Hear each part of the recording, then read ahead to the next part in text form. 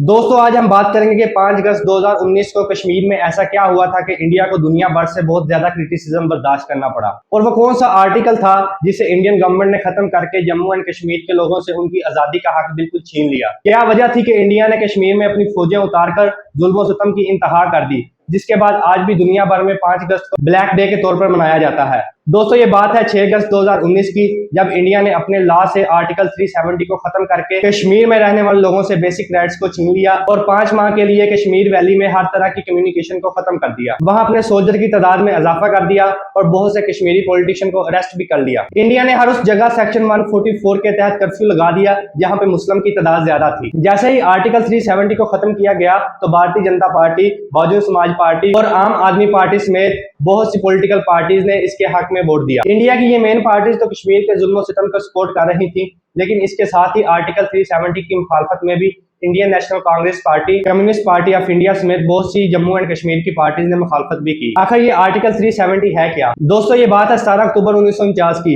जब कश्मीर की सियासी पार्टीज ने फरूक अब्दुल्ला के घर मीटिंग करके एक एग्रीमेंट किया जिसे गुपकार डिक्लेरेशन का नाम दिया गया। इस एग्रीमेंट में ये चीज तय पाई कि कश्मीर की एक सेपरेट आइडेंटिटी होगी और कश्मीर को एक टेम्परेरी सूबे का भी ओहदा दिया जाएगा, जिसे इंडियन लॉ में भी शामिल किया गया। कई सालों तक ये चीजें बहुत अच्छे तरीके से चलती आई, लेकिन 2 अगस्त 2019 को मोदी गवर्नमेंट ने क्लेम किया कि पाकिस्तान कश्मीर में टेररिस्ट अटैक करवाना चाहता है और इस दहशतगर्दी के अटैक को बहाना बनाते हुए इंडिया ने कश्मीर की सेल्फ आइडेंटिटी बिल्कुल खत्म कर अपनी आर्मी को कश्मीर के अंदर उतारते ही इंडिया ने पूरे कश्मीर के अंदर कर्फ्यू लगा दिया और कर्फ्यू लगाने के साथ साथ ही मोबाइल फोन सर्विस बिल्कुल बंद कर दी गई और हर तरह की इंटरनेट एक्टिविटी को भी खत्म कर दिया गया। सैटेलाइट्स को तकसीम कर दिया गया और सोशल मीडिया पे भी पाबंदी लगा दी गई। आप इंडियन गवर्नमेंट के दोगलेपन का अंदाजा इस चीज से लगा सकते हैं कि 3 अगस्त 2019 को गवर्नर सताया पाल मालिक ने कश्मीरी चीफ मिनिस्टर उमर अब्दुल्ला को यकीन दिलाया था कि आर्टिकल 35 एक को बिल्कुल भी वीक नहीं किया जाएगा, लेकिन उसके ठीक 2 दिन बाद 5 अगस्त को कश्मीर में लोगों पर जुल्म स्टार्ट कर दिया गया और वहां पे कर्फ्यू लगा दिया। और जैसे ही कश्मीरी लोगों को इस चीज का अंदाजा हुआ कि हमारी सेल्फ आइडेंटिटी बिल्कुल खत्म हो रही है, तो लोगों ने प्रोटेस्ट करना शुरू कर दिया। जैसे ही प्रोटेस्ट शुरू हुआ तो श्रीनगर के एरिया में लॉकडाउन को बहुत ज्यादा सख्त कर दिया गया और कंक्रीट की दीवारें भी बना दी गई ताकि रोड को बिल्कुल ब्लॉक कर दिया जाए। और साथ में इंडियन मीडिया तो पूरी तरह से बिका हुआ था।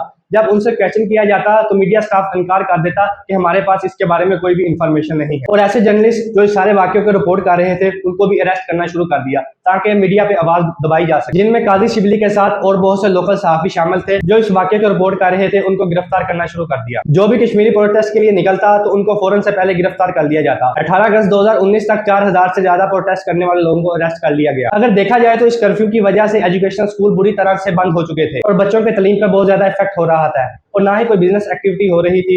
मीडिया टॉक और सोशल मीडिया पे कंट्रोल कर लिया गया था और मोबाइल फोन सर्विस को 2 मंथ के लिए बंद कर दिया गया। मोबाइल फोन सर्विस के साथ इंटरनेट सर्विस को भी 4 मंथ तक बंद किया गया ताकि सोशल मीडिया पे कोई भी आवाज ना उठाई जा सके। दोस्तों बात सिर्फ यहाँ तक ही नहीं रही, बल्कि इंडियन गवर्नमेंट ने लोगों को सपोर्ट किया कि वो कश्मीर में जाके अपना बिजनेस कर सकते हैं और लोगों को जबरदस्ती कश्मीरी औरतों के साथ शादी करने के लिए कहा गया। यहाँ तक तो इंडिया ने कश्मीर पे हर तरह का कब्जा जमा रखा है, लेकिन मुश्किल उस वक्त हुई जब ये बात इंटरनेशनल लेवल तक गई। जब इंटरनेशनल मीडिया ने ये सब कुछ रिपोर्ट करना शुरू किया तो इंडियन गवर्नर और चीफ मिनिस्टर भी अपनी सफाइयां देने के लिए सामने आ गए। Indian chief minister Mehbooba Mufti ने आर्टिकल 370 को खत्म करना इंडियन डेमोक्रेसी के लिए एक स्याह दिन करार दिया और इसके साथ असगर अली करबलाई ने भी कारगिल डिस्ट्रिक्ट में इसके खिलाफ अपील दायर, जिसे बुरी तरह से कंडेम भी किया। लेकिन इंडिया इसे यूं जस्टिफाई कर रहा था कि यहाँ पे सिक्योरिटी फोर्सेज के जाने से कश्मीर एरिया सिक्योर हो जाएगा, यहाँ पे डेवलपमेंट होंगी और लोगों के लिए जॉब भी क्रिएट होंगी। और इसी को लेते हुए इंडियन की बहुत सी पॉलिटिकल पार्टी ने इस बयानिए का सपोर्ट भी किया, जिसका हकीकत से दूर दूर तक कोई लेना देना नहीं। कश्मीर में रहने वाली हिंदू कम्युनिटी ने इस चीज को बहुत ही वार्मली वेलकम किया और इस चीज को सराहा। लोगों ने मिठाइयां बांटी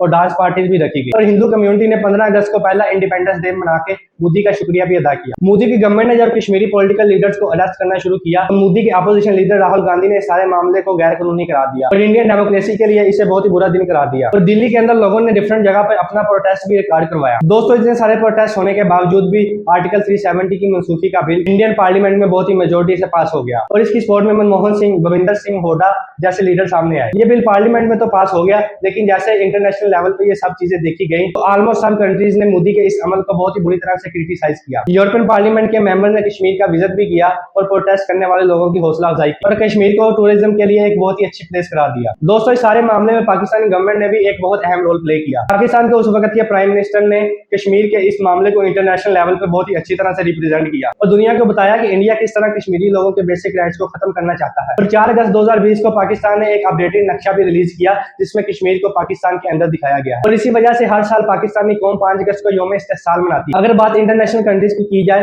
तो चाइना, बांग्लादेश और अफगानिस्तान ने तो इंडिया को काफी क्रिटिसाइज किया, लेकिन कनाडा, जर्मनी, हंगरी, कुवैत जैसे मुल्कों ने भी अपना व्यू शेयर किया।